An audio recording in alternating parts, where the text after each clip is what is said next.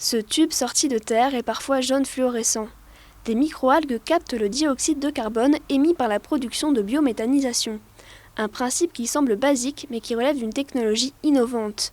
Elle est en expérimentation dans la station d'épuration d'Arenton, dans le Pays Rauchois. Si on reprend toutes les étapes, en fait une station d'épuration produit du gaz qui est brûlé, on voit des torchères. Donc nous on a choisi de récupérer ce gaz pour créer du biométhane qui est ensuite ingéré dans les conduits de gaz de monsieur et madame tout le monde.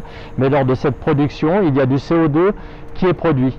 La communauté de communes n'a pas déboursé d'argent pour la construction du puits de carbone. Il est financé par la multinationale Suez.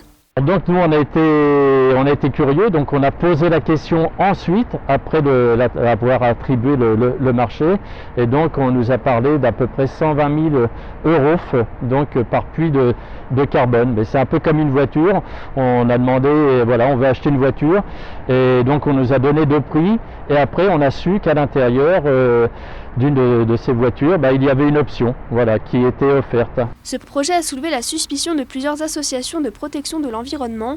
Elles se sont rassemblées dans un collectif pour dénoncer le contre-message que pourrait transmettre le développement de ces puits de carbone. Déontologiquement parlant, ça nous paraît aussi absurde parce qu'on va se dire que on peut continuer à polluer, vous inquiétez pas, les puits de carbone sont là pour capter et nous sauver, donc c'est un non-sens, quoi. Leur efficacité n'a pas encore été prouvée, mais un puits de carbone équivaudrait à la capacité en captation de CO2 de 50 arbres.